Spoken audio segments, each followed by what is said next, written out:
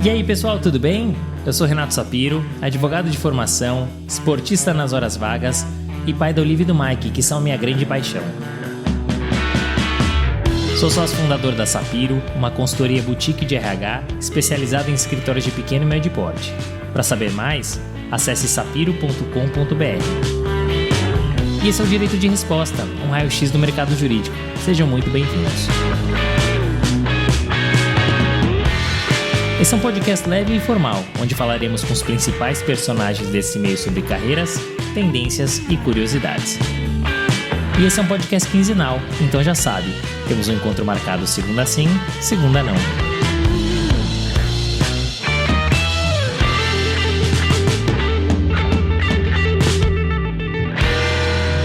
Senhoras e senhores, sejam muito bem-vindos a mais um episódio do podcast Direito de Resposta, episódio esse que fecha a nossa segunda trinca como passa rápido. Seguimos firmes aqui na nossa sexta temporada e para fechar, recebemos aqui Fernanda Martorelli, que é sócia e CEO do Martorelli Advogados, um dos principais escritórios do Nordeste.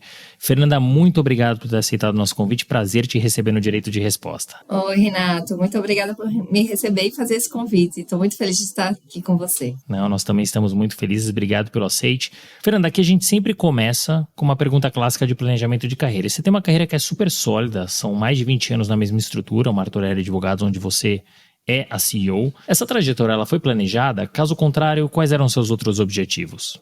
Então, Renato, não foi planejada. Sendo bem objetiva, minha carreira aconteceu de uma forma muito no dia a dia. Até para entrar na faculdade de Direito, né, ali aos 17 anos, que eu tive que escolher, né, qual é a profissão da vida toda, assim como todo mundo, eu tive muitas dúvidas. Eu fiz até um teste de orientação vocacional e deu muito para o lado da criatividade, da arte, que tem a ver com direito, mas não é 100%. Então, eu fiz vestibular para publicidade, para administração e para direito, né? Eu fiz os três, cada um em uma universidade, passei em direito, né? Publicidade, eu passei na segunda chamada e administração eu terminei sem fazer a prova, porque eu passei mal durante a prova e não fiz. Então, eu comecei minha carreira fazendo a faculdade de Direito na Universidade Católica de Pernambuco. Me apaixonei pela faculdade, pelos professores, pela turma, pelo momento, né? Que é o momento que você passa a ser uma pessoa adulta, né? Você passa com mais responsabilidades e isso me encantou. E eu fiquei, né, na faculdade de Direito e concluí. Durante a faculdade, eu ainda não sabia se eu ia ser advogada ou não. Porque eu tinha uma imagem da advocacia que era algo que se tinha que trabalhar muito e perder a vida familiar e perder a vida social, se dedicar 100% ao trabalho. Então, essa era a minha imagem e meu exemplo da advocacia, né?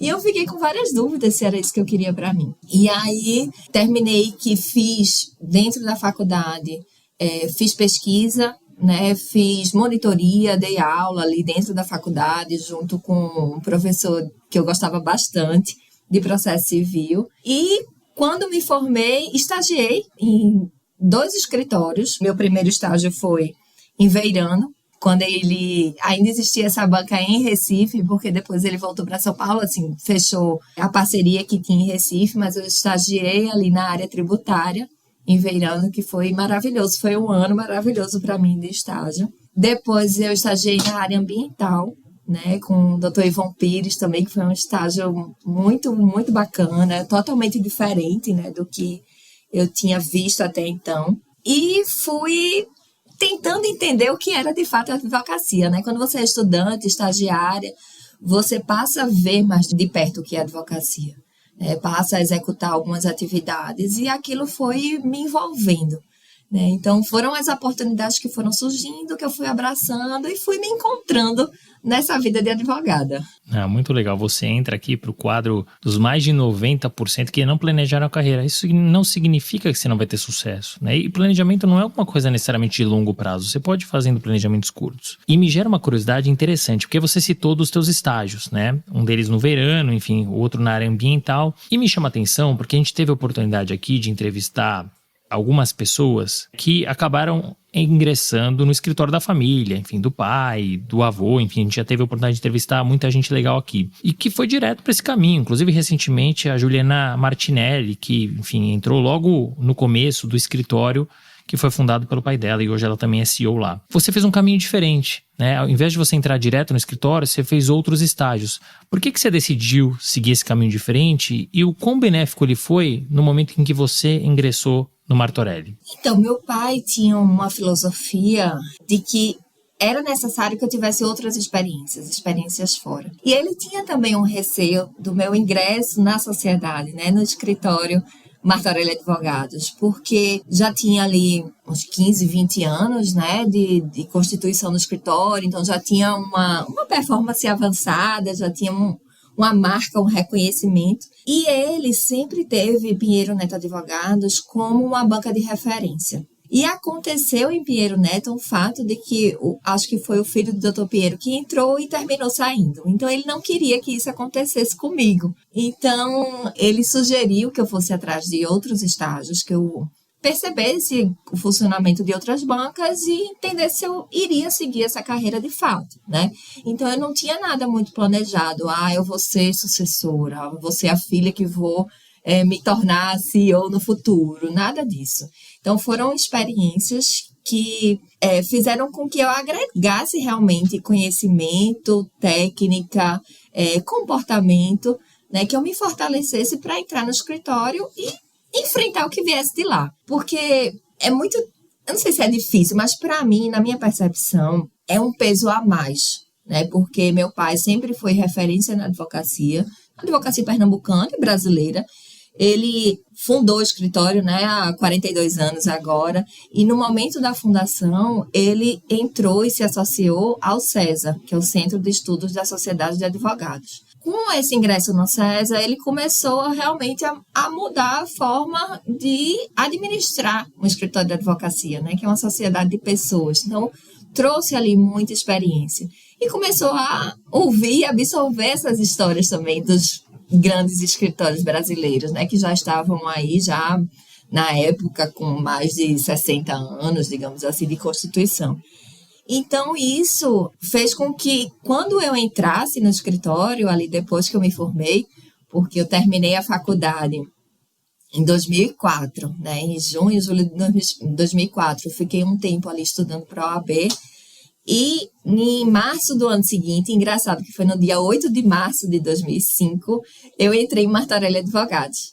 E aí a minha postura, como eu sempre fui, assim, é uma questão da minha personalidade mesmo, eu entrei como uma advogada qualquer, né? Eu não entrei como a filha de Martorelli. E isso eu aprendi na vida, né, na vida pessoal, mas também na vida profissional, das coisas que eu vim aprendendo, que eu percebi. Então, ali eu entrei no escritório como advogada júnior, recém-formada, para aprender e contribuir.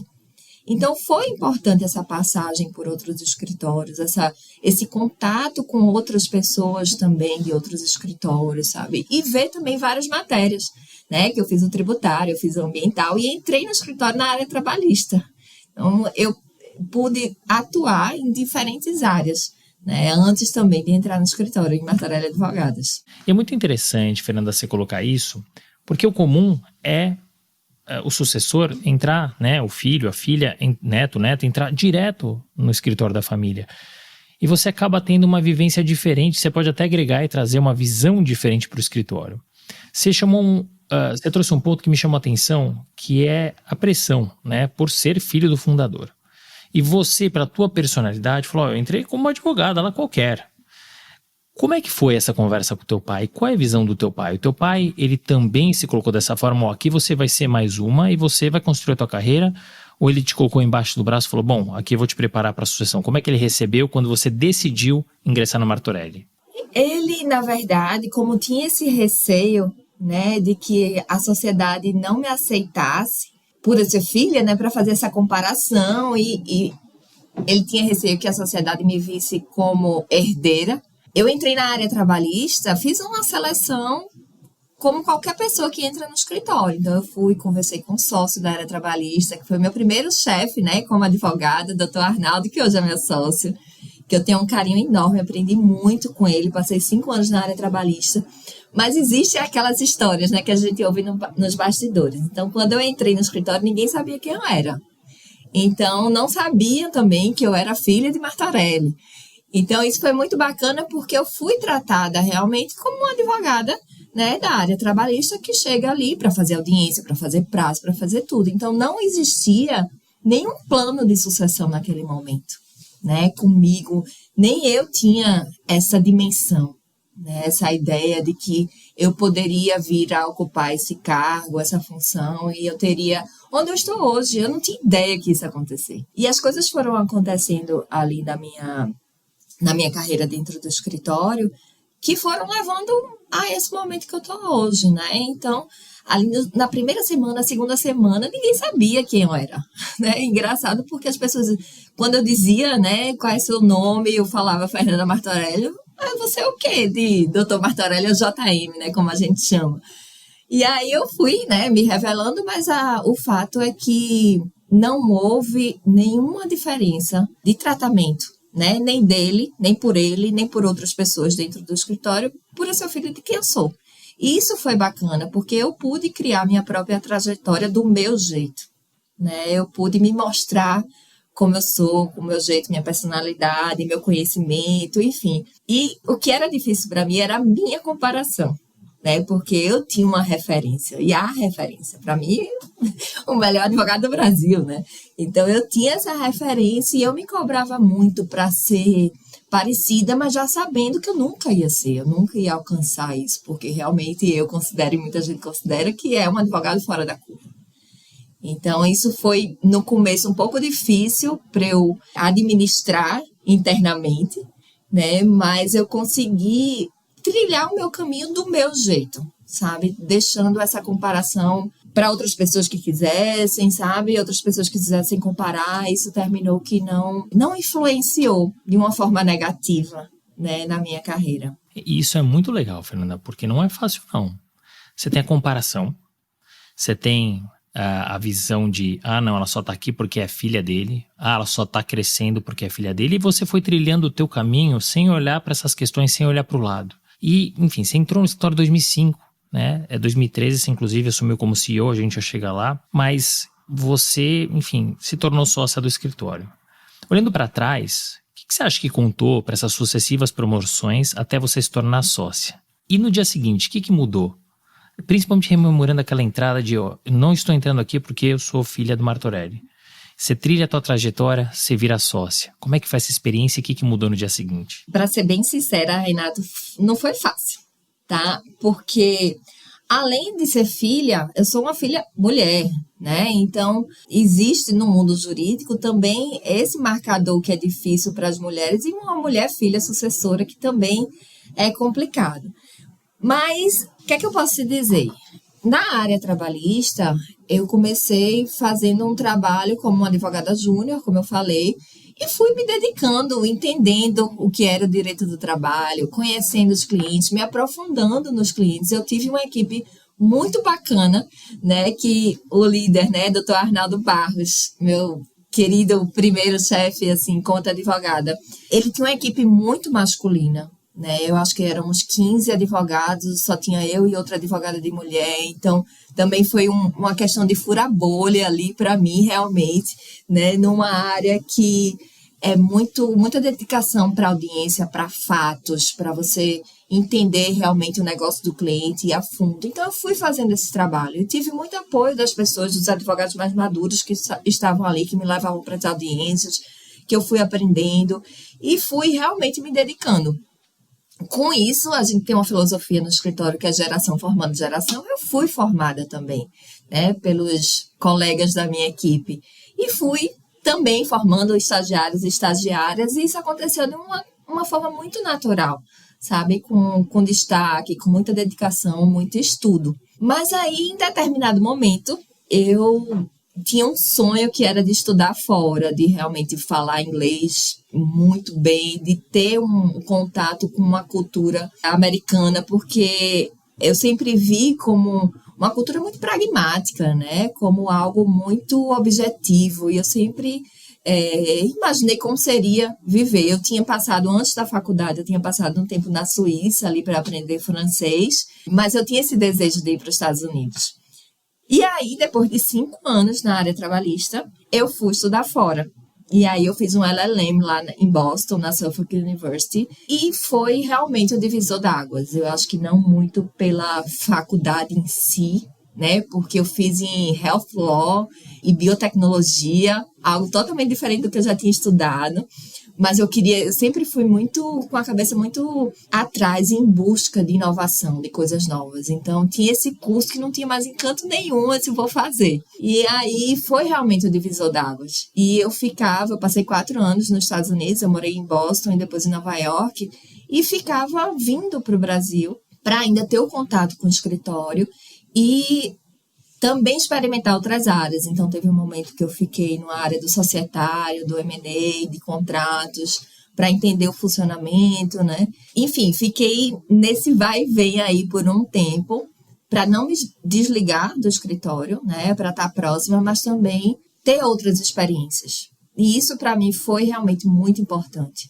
Né, que hoje eu me considero uma pessoa super pragmática, objetiva, que traça ali metas, indicadores objetivos e que vou atrás. Então, isso me ajudou bastante e também a agregar para o escritório, trazer um pouco dessa visão. E aí, na minha volta, ali em 2013, eu já voltei como sócia, né, com outra postura, com uma outra posição também no escritório. Então, eu volto para ficar agora sim perto do meu pai, ali como assistente, e ele estava no momento também de querer se distanciar da parte administrativa. Ele já estava um pouco cansado, sabe, dessa parte de organizar o escritório. O escritório estava muito grande também, já tinha feito uma fusão, né? Então estava um escritório grande, difícil de administrar.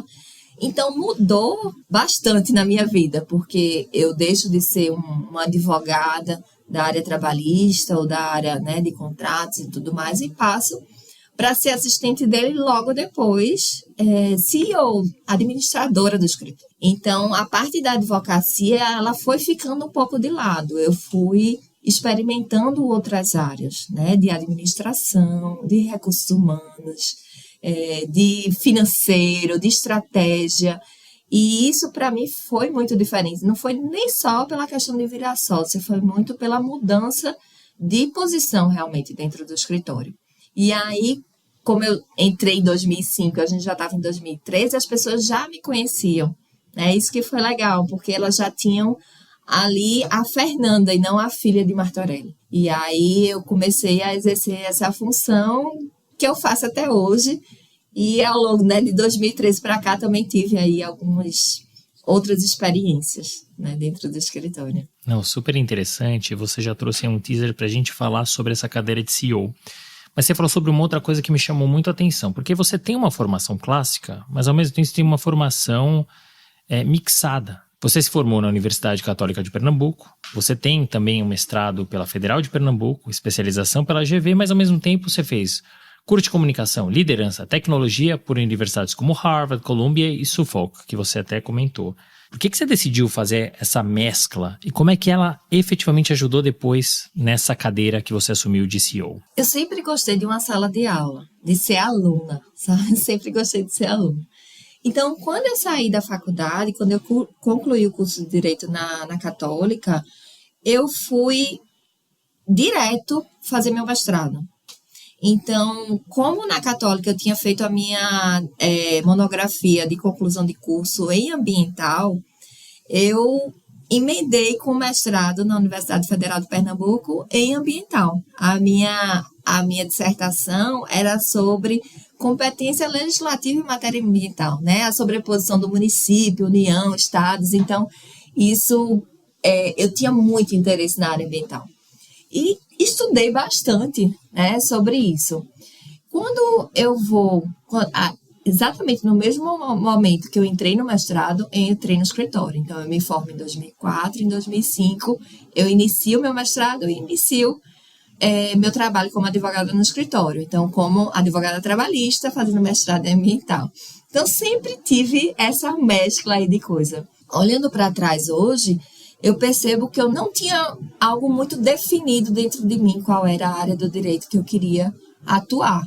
Eu vejo hoje os estagiários e estagiárias do escritório muito bem focados. Eu quero tributário, eu só vou fazer tributário. Eu nunca tive isso.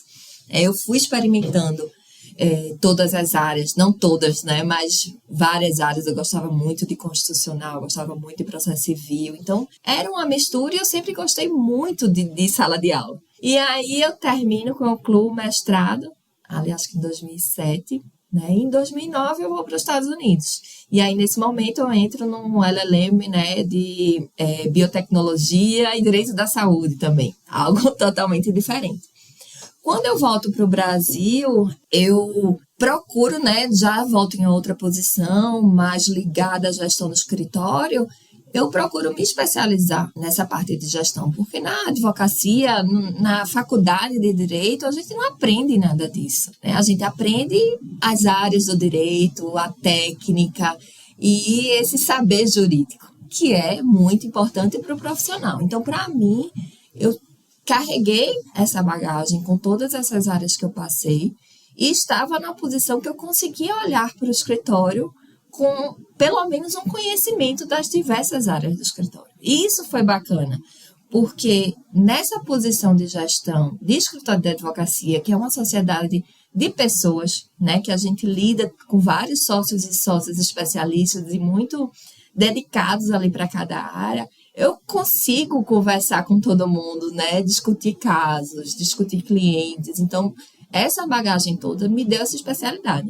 E para atuar como CEO, eu fui atrás, eu comecei a ler, a buscar, a fazer um curso na FGV de gestão de escritório de advocacia. Terminei um agora de gestão jurídica executiva. Lá nos Estados Unidos ainda, eu já fiz também, já enveredava por essa área, então fiz em Colômbia, em Harvard, alguns cursos menores, né, que não foi a LLM, mas alguns cursos menores voltados para negócios. Então, toda essa bagagem, esse conjunto de coisas, assim, me deu uma base grande, né, para eu poder administrar o escritório. E eu acho que o conhecimento jurídico é importante para um gestor de escritório de advocacia. Não, sem dúvida. E você até adiantou um ponto, porque a gente, de fato, na faculdade de Direito, e essa é uma crítica que eu tenho feroz às faculdades de Direito, mas aí é papo para um episódio inteiro, a gente não tem formação de líderes. A gente não tem formação, não só de líderes, como administrar uma estrutura. Né? Como é que você faz para administrar um escritório? A gente não é ensinado a isso. E tantas outras coisas relacionadas à economia, relacionadas a marketing, etc. Mas aí é um papo para outro episódio. Então, a minha pergunta era justamente essa, né? Como é que você se preparou? E você se preparou, né? Porque eu acho que você tem gente que nasce com o dom da gestão, mas todo mundo pode ir. Existe metodologia para isso, existem cursos para isso. Você se preparou, você colou também no teu pai, você foi assistente dele durante um tempo, ele já tinha essa expertise, né, de administrar uma estrutura, então você se preparou para isso. E ser CEO, administrar uma estrutura, pressupõe gestão e liderança. Você trouxe como você foi buscar isso, mas pensando nos líderes aqui, né, ou as pessoas que estão se preparando aqui, os nossos ouvintes, para uma liderança, que skills que não pode faltar para um líder no nosso mercado, que é o mercado de alta performance? É gestão de pessoas, porque no nosso mercado, no mercado jurídico, nós lidamos com pessoas todos os dias, e são pessoas muito preparadas, pessoas que têm muita opinião, que eu digo, né? Todo mundo tem opinião sobre tudo. E essa parte de gestão de pessoas, de relacionamento, de você saber ir, saber voltar, saber conversar, ouvir, ter uma escutativa é importantíssimo, né? Então, às vezes, não é nem fazer um curso de liderança, é você compreender que as relações humanas são complexas e que você precisa ser, nessa função de líder, você precisa saber ouvir e saber falar, né? Saber falar de forma adequada, né? Conseguir falar. Eu tinha um grande problema que era de dar feedback, eu não gostava de dar feedback para os meus pares. Eu achava que não fazia sentido isso. Mas chega um momento que você precisa, sim, dar feedback, né? E, além desses cursos que eu fui fazendo ao longo, né, desses anos, hoje eu tenho uma mentora, né? Hoje eu já estou me preparando para alçar outros voos. E eu tenho uma pessoa comigo, uma mentora, que me auxilia nisso, nesse dia a dia de como lidar com essas pessoas, né? Como lidar com tanta gente de uma forma leve, impondo o meu jeito. Porque eu tinha a referência do meu pai, que tem um jeito dele de liderar, de administrar o escritório. E eu sempre quis imprimir a minha personalidade, que é bem diferente da dele. Então, eu sou uma pessoa muito diplomática, digamos assim. Eu não gosto, apesar de advogada, eu detesto conflito. Então, eu fico sempre tentando conciliar, juntar as pessoas e ir por um caminho de solução, né? Sem buscar culpados, de uma maneira muito de olhar para o crescimento, do que é que a gente pode fazer. Como é que eu consigo extrair o melhor de cada pessoa que tem ali? Então, a gente tem vários sócios com competências totalmente diferentes. Eu não posso pedir para que um sócio exerça uma competência que ele não tem. Eu vou extrair o melhor dele. Então, tudo isso, né, de identificar, de você perceber quem é melhor em quê e onde, de desenvolver pessoas. Essa, para mim, é a principal habilidade de um CEO, de uma CEO, de um escritório de advocacia, de uma sociedade de pessoas, né? Não é 100%, é 120% de acordo com você. A gente precisa entender de uma vez por todas que escritórios é formado por pessoas, não é por clientes. Clientes é importante, óbvio que é. Não adianta você não ter pessoas e ter cliente. Então a gente precisa cuidar muito bem das pessoas do nosso escritório. E isso não é fácil. Até porque cada ser humano é de um jeito, né? E você lidar, enfim, com os egos, com as visões, com as opiniões dos seres humanos que são muito diferentes entre si, é dificílimo. Não é qualquer um que consegue fazer, que tem habilidade para tal. É por isso que eu quis te ouvir, né? Um pouco de como você se preparou para essa função e como é que você colocou a tua cara no negócio, que é ainda mais difícil, porque você entra no escritório que foi fundado pelo teu pai, você tem que desvincular da figura. Aí você assume a gestão do escritório e você quer impor um estilo diferente. Então, tudo isso é muito complexo e você conseguiu, né? Já são aí 12 anos de gestão do escritório. Muitas empresas e marcas enfrentam um desafio: destacar-se em um mercado cada vez mais competitivo, onde a atenção do público é disputada segundo a segundo.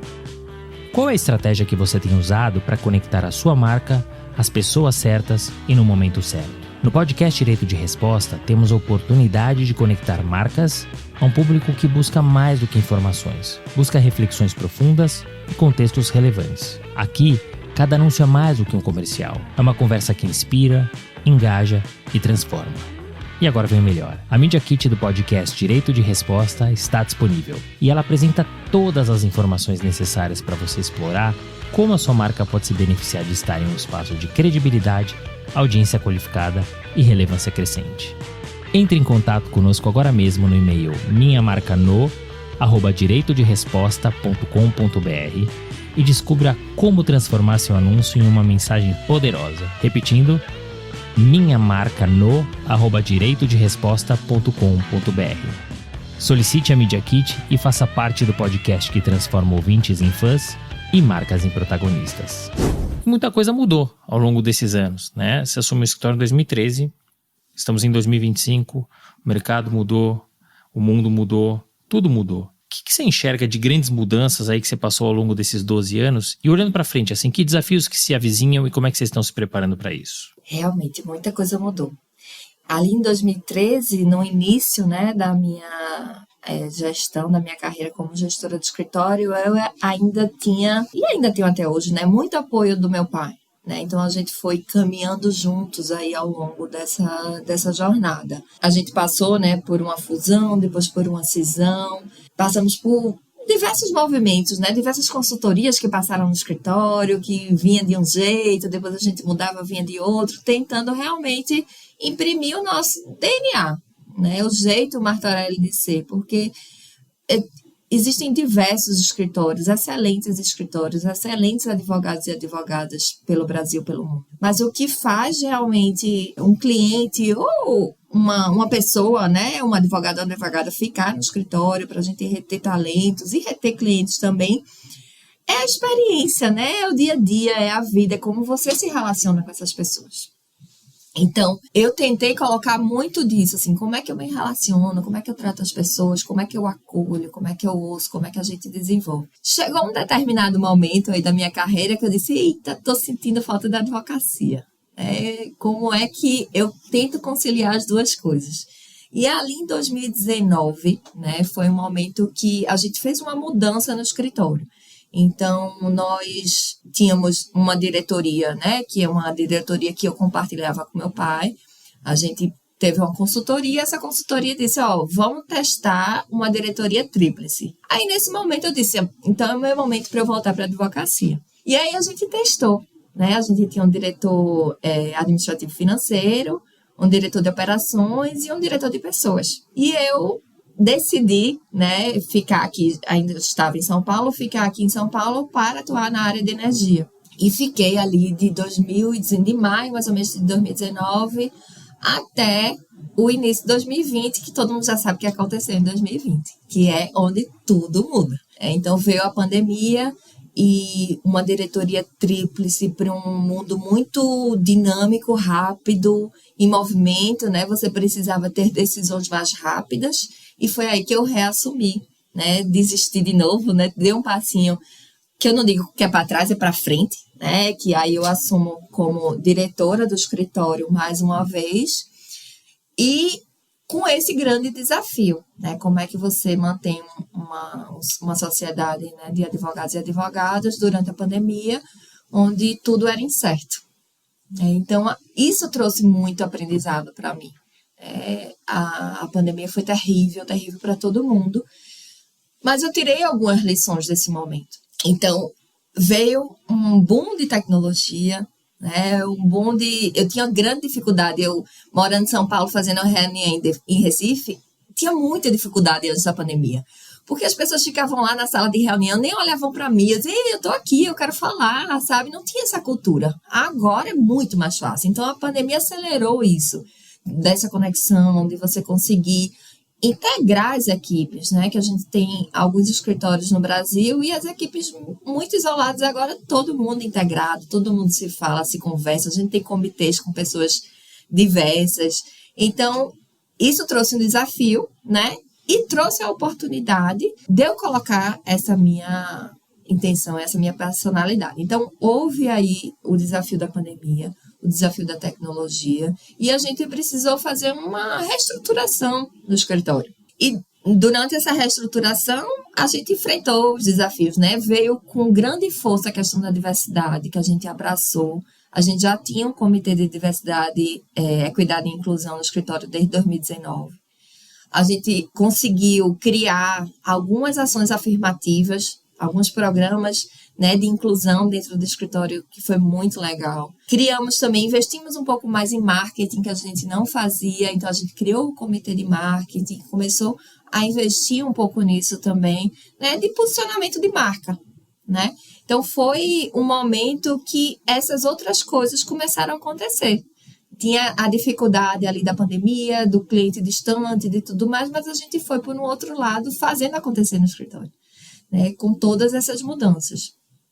E aí, em 2023, a gente percebeu que a nossa marca, a marca visual do escritório, né, a logo, não correspondia mais a quem a gente era naquele momento, né, porque a gente era visto como um escritório muito tradicional, muito engessado, e a gente não era mais isso. A gente estava em movimento, estava descobrindo novos mercados, sabe? Com a equipe muito jovem, muito entusiasmada, querendo fazer acontecer. E aí a gente resolveu fazer o rebranding do escritório. Acho que foi a partir daí, em 2023, que fizemos 40 anos, que realmente consolidou o momento que a gente está hoje, né?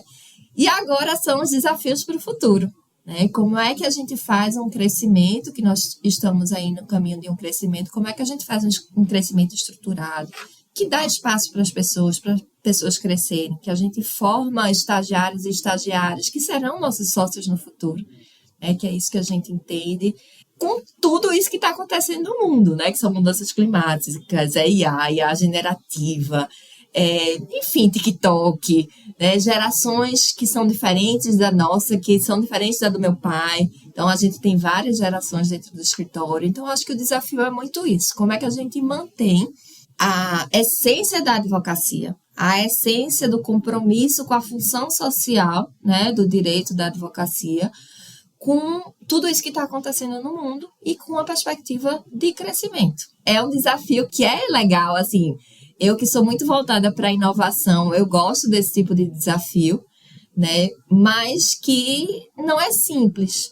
A gente precisa enfrentar algumas etapas para não fazer um crescimento desordenado, né? Não, e você trouxe temas muito importantes, você tocou em coisas bastante relevantes, né? Você fala de uma profissionalização da gestão do escritório de advocacia, absolutamente fundamental, que é um tema que a gente tem visto e trabalhado muito aqui na Sapiro. Até por isso a gente montou nossa área de consultoria, porque a gente percebeu que o recrutamento ele é um pedaço, né, que é a contratação das pessoas, mas tem todo o resto, desde um planejamento estratégico, um plano de sucessão, o plano de cargos de associados, do sócio, acordo de sócios, tem muita coisa dentro de um escritório de advocacia, porque escritório é empresa. E é isso que a gente precisa trazer. Claro, é um mercado, é uma área muito específica, tradicional, clássica, mas que tem, que ter lucro, né, que tem que se organizar para ter um faturamento maior, ao mesmo tempo cuidar das pessoas, é uma empresa.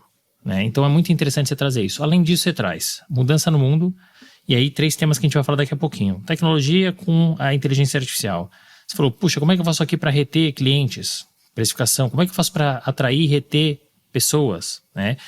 E é tudo muito complexo mesmo. Então, muito legal ouvir como é que foi sendo construído e quais os próximos desafios que se avizinham. E um desses desafios, você falou de crescimento. Hoje o escritório conta com mais de 300 colaboradores, né? Vocês têm 6 unidades, né? A sede de vocês em outros estados, inclusive em São Paulo, e que é um ponto também bastante complexo. Porque como é que você faz para crescer sem perder o DNA, sem perder a metodologia, sem perder o propósito? E também como é que você faz para entrar em mercados tidos como bairristas? É um desafio, mas é algo que a gente já faz há muitos anos. Sabe, Renato, a gente veio para São Paulo em 2006. Então já faz quase 20 anos que a gente está em São Paulo. A gente foi para Salvador antes disso. Né? Nossa estratégia mudou um pouco ao longo desses anos. Então, em Salvador, a gente buscou uma pessoa local, né? Uma sócia local que ficaria à frente dessa unidade, com pessoas locais, mas sempre com a integração com nós sócios, né? Precisa ter essa conexão bem profunda, né?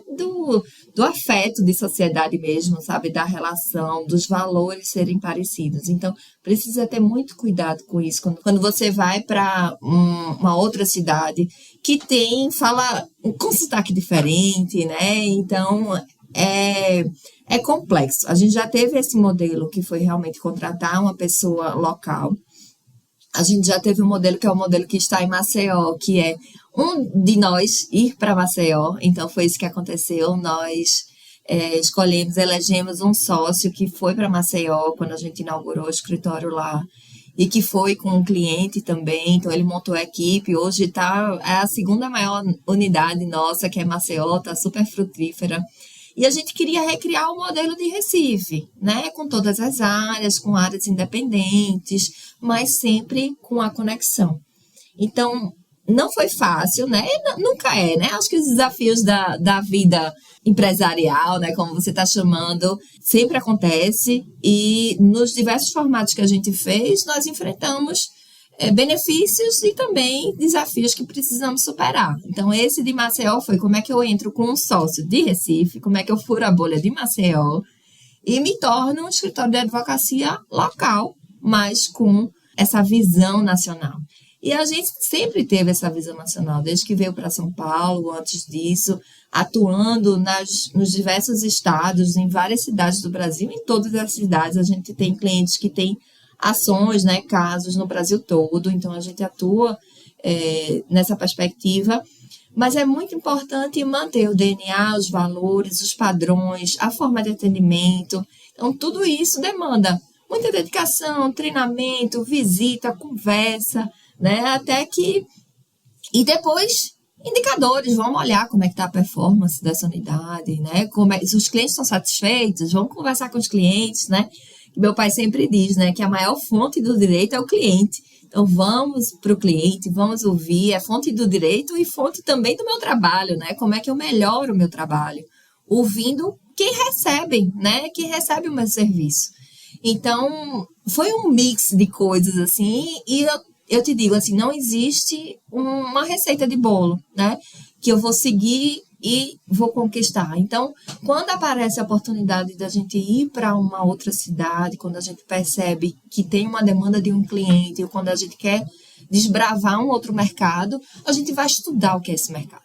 funciona eu mandar alguém, né, de Recife para lá, um sócio, uma sócia?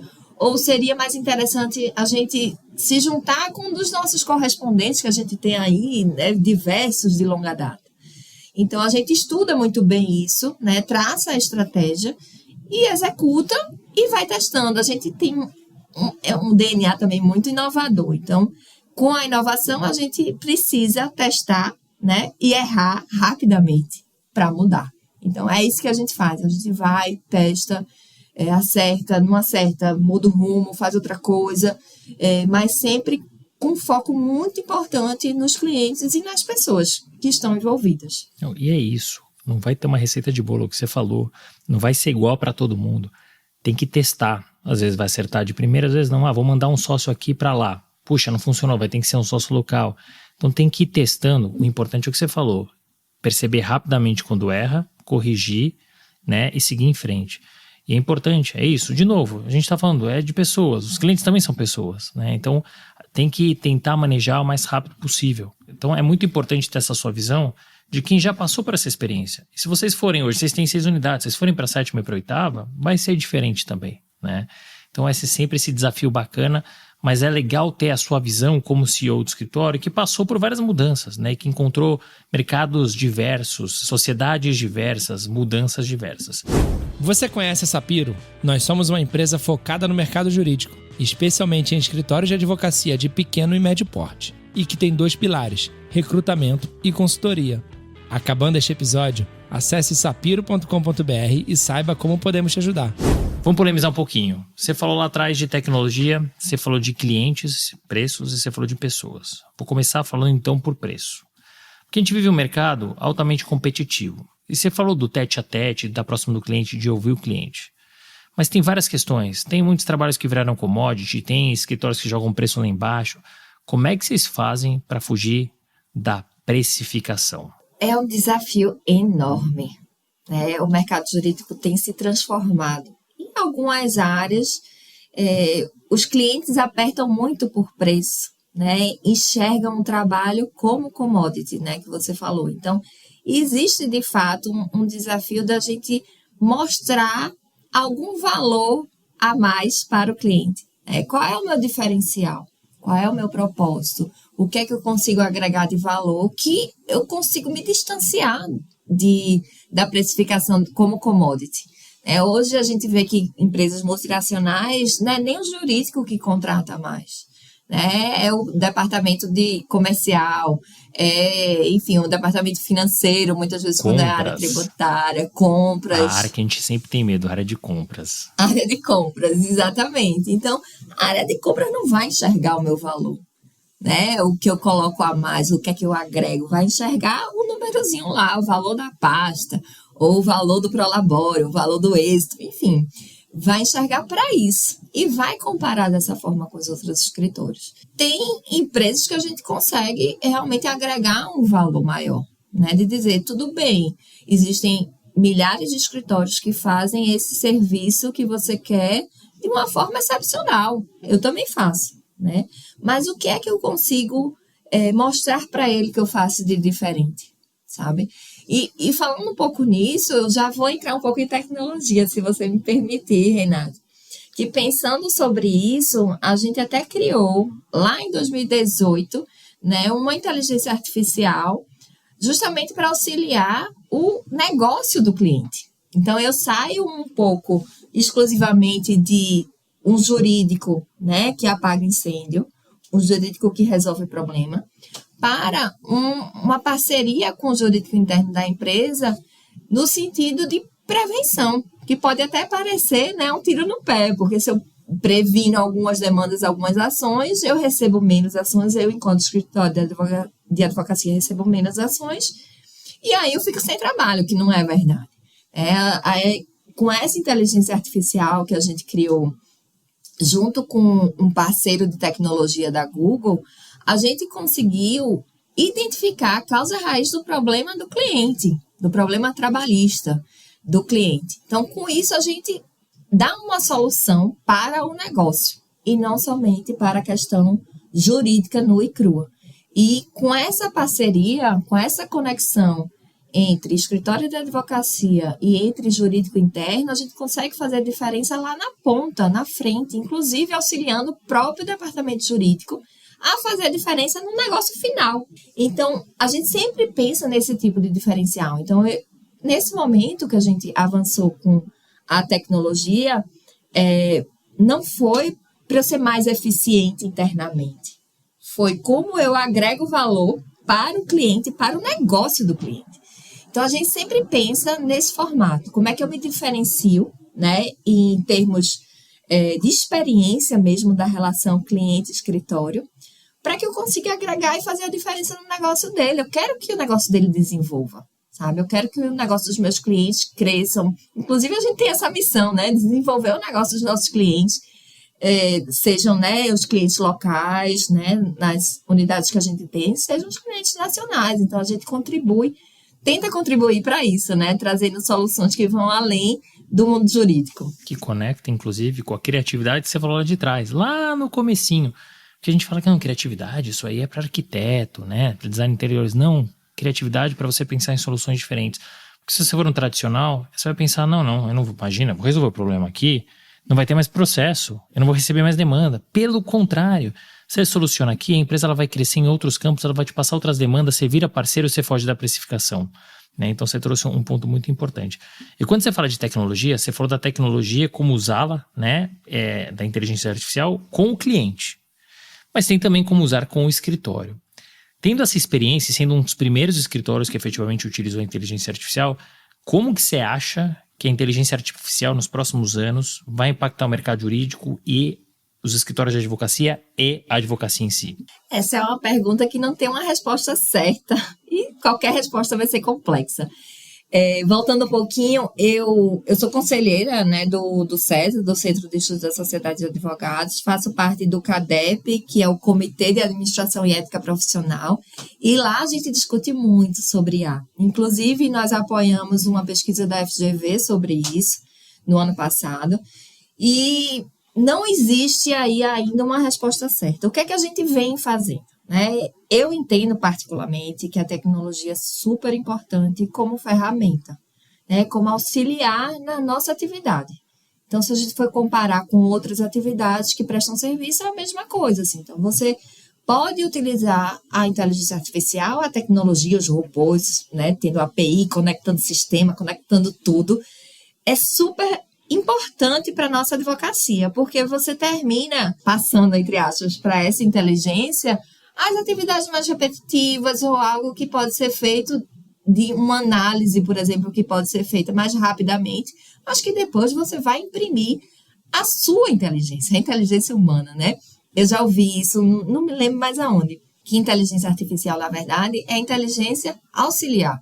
Não é uma inteligência que vai substituir a nossa inteligência. Então, como a gente utiliza de maneira muito eficaz e efetiva essa tecnologia que está aí no mercado em nosso favor, em favor do nosso serviço, sem perder o conhecimento jurídico, o saber jurídico e a experiência de vida, né, Renato? Porque a IA não vai ter experiência de vida, não vai ter o contato, olho no olho, o aperto de mão. Né? Então, essa experiência de vida, de relacionamento, é o que faz nós, seres humanos, sermos seres humanos. Aquela história do Robinson Crusoe lá sozinho termina sem ser. Então, a conexão humana é importante. Então, a gente percebe e tenta utilizar a tecnologia em nosso favor, para que a gente foque realmente nas relações, no estudo constante, né, no conhecimento e consiga imprimir isso, assim, a nossa vertente muito humana nas coisas, que isso é que é bonito, né? O direito é arte e é ciência. Com a tecnologia, a ciência vai surfar aí numa onda legal, mas e a arte? Né? Como é que a gente imprime a nossa visão, a arte, a nossa experiência no serviço que a gente presta? Isso não vai acabar.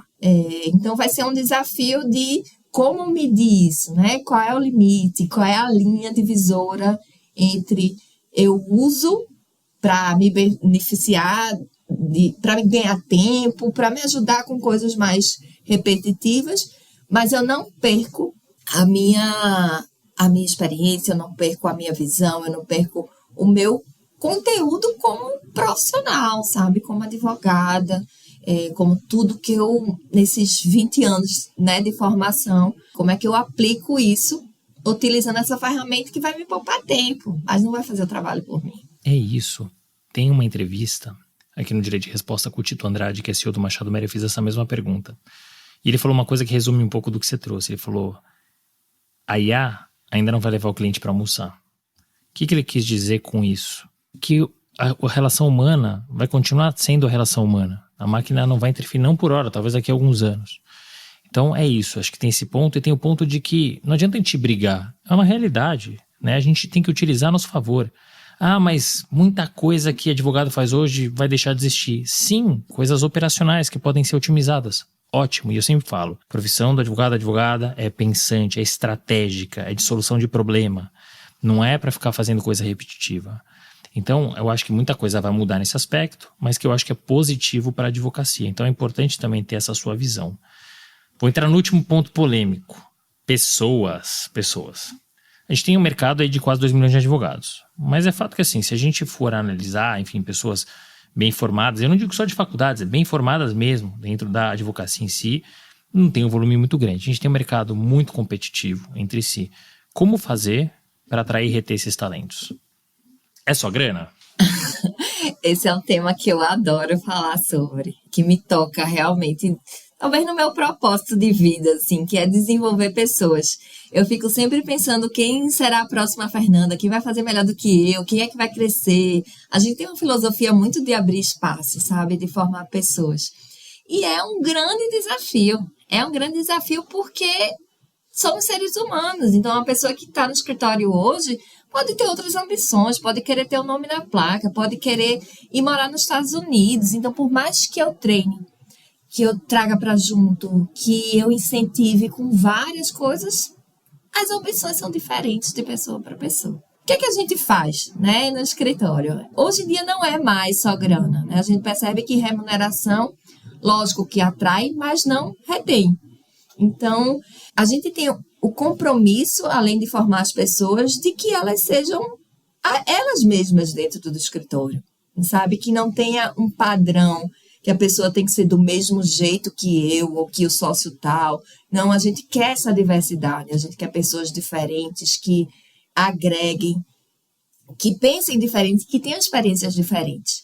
E com isso a gente abre espaço para elas se comportarem, né? Dentro, obviamente, em conexão com os valores do escritório, né? Com todos os direcionadores que a gente tem, mas que elas floresçam, digamos assim, né? Que elas cresçam e tragam também, inovem, né? Tragam boas ideias, vistam a camisa do escritório e busquem também, até nessa gestão, né? O que é que a gente pode fazer de melhor, o que é que elas anseiam. Então, ouvir as pessoas é muito importante.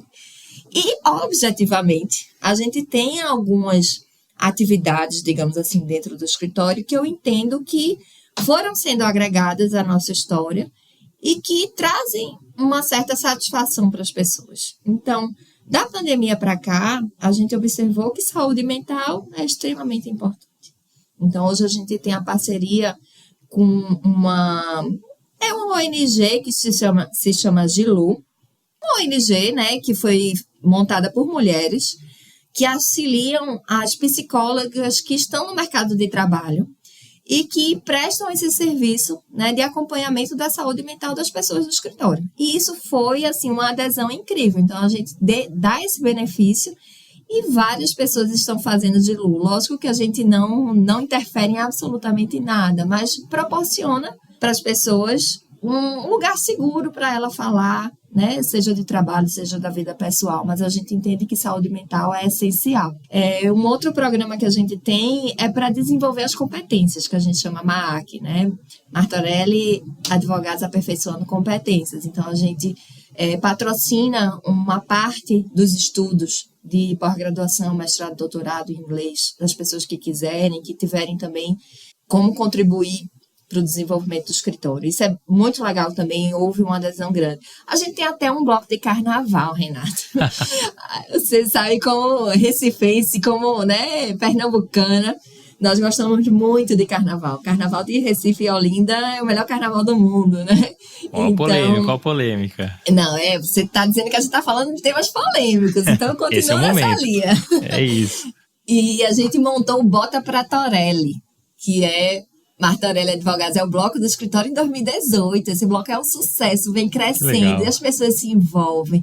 E cada vez mais a gente faz uma coisa diferente, sabe? Sai um pouco da rotina, conecta as pessoas, né? Naquele momento carnaval que todo mundo gosta. A gente vem gente do Brasil todo para esse momento e a gente desfila pelas ruas do Recife Antigo.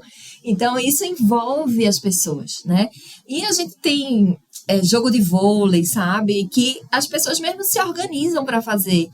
E essa interação, essa conexão entre as pessoas é muito legal. Então, hoje a gente está num ambiente que a gente se mudou na sede de Recife, né, no ano passado, um ambiente que é aquele open office, onde todo mundo se vê, todo mundo se conecta, todo mundo se fala. Isso dá um clima organizacional muito bacana.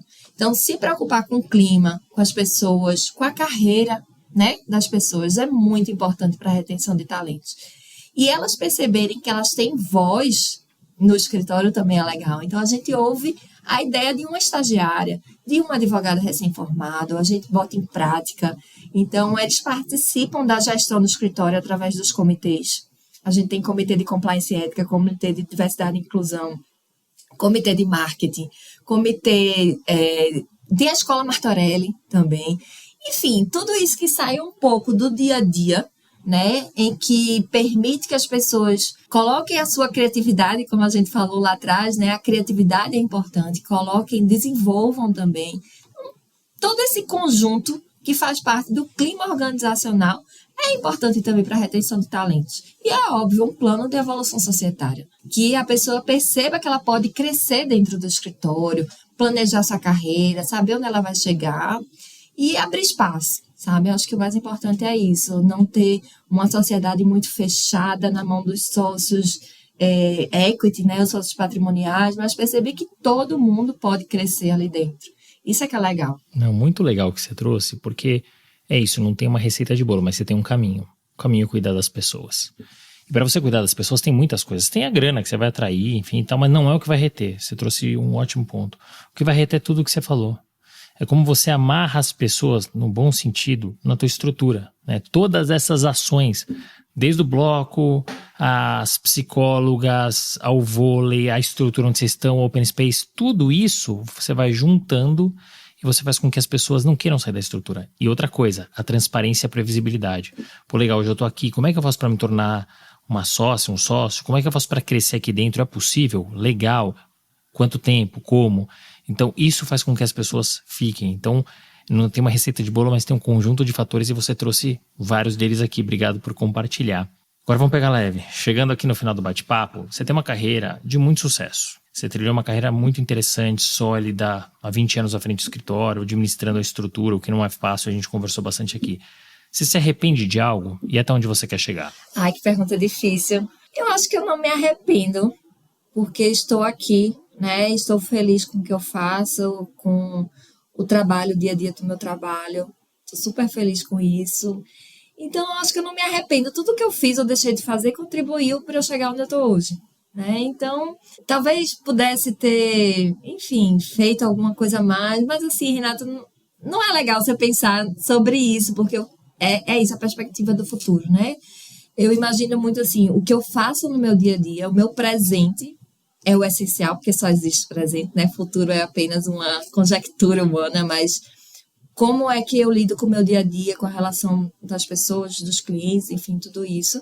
E onde é que eu vou chegar, né? Daqui para frente. Então, é engraçado porque, como eu falei no início, minha carreira não foi planejada, eu não planejo também agora a minha carreira. Eu planejo o futuro do escritório, a estratégia do escritório. E minha ideia é que o escritório se perpetue, né? Que ele fique realmente, que seja sustentável de todas as formas. Comigo, sem minha pessoa ali dentro, como CEO, como... Eu foco muito nisso. Nós temos 300 pessoas trabalhando, são 300 famílias. Então, eu preciso que esse negócio dê certo, né? E continue dando certo para a gente ter esse ecossistema de pessoas, de relações de fornecedor de cliente funcionando bem. Então, eu faço de tudo para que isso aconteça. Se eu vou estar ali, eu espero que sim, né? Mas é uma coisa que não depende só de mim, é um conjunto de fatores. Então, o meu foco hoje é muito no escritório, o que eu faço para contribuir para o escritório crescer, né? Se manter aí esse escritório referência que né? Se tornar mais referência ainda, crescer e trazer mais pessoas e a gente conseguir contribuir para uma transformação social, que a gente se preocupa bastante com isso, né? Qual é a minha contribuição com a sociedade, né? Interna e externa, com as pessoas que trabalham comigo, com o mundo de uma forma geral, né? Então, a gente tem isso muito do nosso DNA e é assim que eu lido com a minha carreira. É como eu durmo e acordo, como é que eu consigo manter o escritório como está e como é que eu cresço junto com ele. E como é que eu faço, como é que eu desenvolvo as pessoas também para crescerem junto com o escritório. Então, talvez seja uma visão muito que não olhe para mim, né? Mas é algo que vai muito de mão dada, né? Então, eu penso mais ou menos assim, minha vida, minha carreira se mistura muito com a vida e a carreira do escritório. Se o escritório tem 42 anos, 20 é comigo lá dentro. Então, é algo que fica muito misturado. Eu não sei também como seria a minha vida sem o escritório ou o escritório sem a minha participação. É algo que é muito bacana, né? Que essa perspectiva de futuro mistura. O escritório é minha vida. E você trouxe duas coisas muito legais, que é legado, o que você vai deixar para o mercado, o que você vai deixar para as pessoas do escritório, né? E a perpetuação da marca do escritório, independentemente de você, independentemente do seu pai, independentemente de outras pessoas, né? Isso é muito legal e não é tão simples, né? Porque a gente tem que tirar um pouco do olhar para a gente e olhar para o todo, né? Olhar para o coletivo. E é isso, não se separa PJ de PF, só se separa lá, não sei se você viu a série lá da Apple, que é Ruptura. Ali você separa, né? O cara entra no mundo do trabalho e esquece o de fora, sai e esquece o trabalho. Isso não existe, as coisas são misturadas. Mas vamos misturar, vamos separar, aliás. Você falou muito da Fernanda na PJ, eu queria saber quem é a Fernanda na PF, o que você gosta de fazer? Eu sou cachorreira, né? Sou mãe de pet, adoro cachorro, adoro animais. E isso me levou, assim, desde a minha infância, me levou a pensar muito nisso, sabe? No meio ambiente, nos animais. Então, hoje eu sou vegana há 4 anos. É algo que é como se fosse minha bandeira na PF, sabe? Na pessoa física, de defesa dos animais, de defesa do meio ambiente. Eu sempre gostei muito disso. E me assusta o mundo como está hoje, né? Com essas mudanças climáticas. Então, uma maneira de eu fazer a minha parte foi deixar realmente de comer os animais, deixar isso de lado e viver minha vida muito mais simples também, sabe? Com alimentação simples. Eu gosto muito de passear com meu cachorro, de ficar com minha família, de viajar. Eu tenho 2 sobrinhos que eu amo demais. Tenho um afilhado que eu amo demais, então apesar de não ser mãe, eu amo criança e fico com crianças ao meu redor o tempo todo, adoro. E de descobrir culturas novas, né? Essa história de viajar dos Estados Unidos, da Suíça, tudo isso é porque com essa conexão humana, né, eu aprendo demais. Eu aprendo, trago para o meu trabalho, mas muito para a minha pessoa. Então, eu gosto muito de conciliação, de conciliar e aprendo demais com viagem, com morar fora, com convivência e tento levar isso para o meu trabalho, mas para a minha vida, sabe? É uma pessoa tranquila, que não gosta de conflitos, que eu fujo de problema, mas passo meu dia, né? Apagando incêndio e tendo que resolver problema, mas de uma forma leve, sabe, Renata? Acho que a vida já impõe tantos problemas. O dia a dia, você sai na rua e vê uma pessoa em situação de rua, né, que está ali, que tem um contraste muito grande de como você leva a vida e como a pessoa ali está levando a vida, enfim. O Brasil é um país muito de grandes diferenças. Isso, eu sou muito sensível a isso me atinge demais. Então, eu tento auxiliar, ajudar o próximo da maneira que eu consigo, né? Mas também perceber que tem muita coisa além do trabalho, de ganhar dinheiro, sabe? De conquistar as coisas. Eu acho que a essência, eu acho que eu tô falando demais aqui, mas é a essência da humanidade que é importante prevalecer na minha vida pessoal, sabe? De ser bom ser humano, digamos assim, e poder contribuir com outras pessoas no dia a dia mesmo. Enfim, acho que é difícil falar de mim mesma, né? Mas é mais ou menos por aí. Que legal. Por isso que eu gosto de fazer essa pergunta, porque é claro que a gente mistura, a gente falou que é PJ com PF, mas entender quem é o profissional aqui por trás da PJ, da empresa, né? O que gosta de fazer, quais são os princípios. Eu acho que nessa resposta você trouxe muito de quem você é. Não só do que você gosta de fazer, mas de quem você é. Então foi muito bacana até pra gente conhecer ainda mais profundamente a Fernanda. Para fechar esse bate-papo tão bacana, que conselhos que você deixaria aqui para os nossos ouvintes? Olha, não perca a essência da humanidade, sabe? Das conexões, de pensar no outro, de olhar para o próximo. E isso traz um benefício para a pessoa como crescimento e como crescimento profissional também. Eu acho que quanto mais você se abre, né, para conexões, quanto mais você se dedica ao próximo, mais isso vai reverter para você como crescimento mesmo pessoal. Para os profissionais de direito, eu acho que, né, advogados e advogadas, especialmente os que estão começando, estudo constante.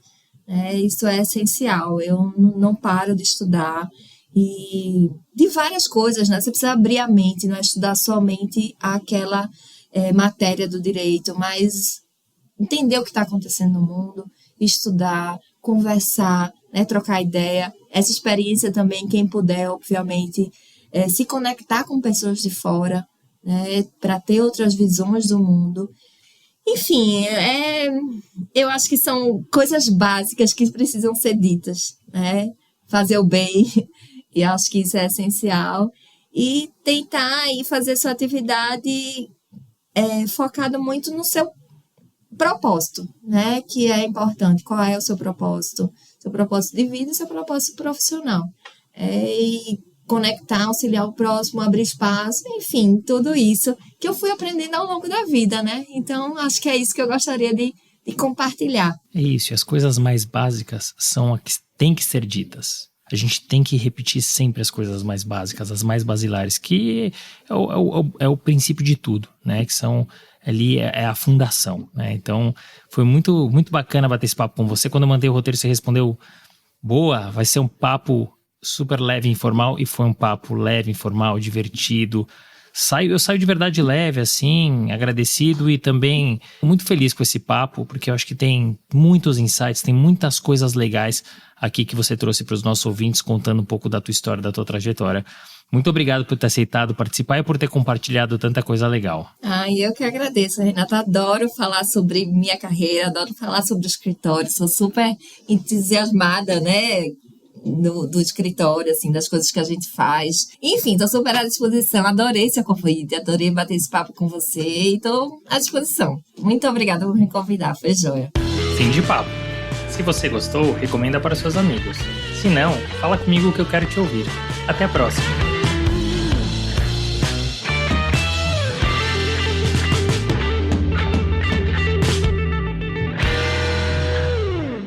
Este podcast foi editado por Felipe Mux.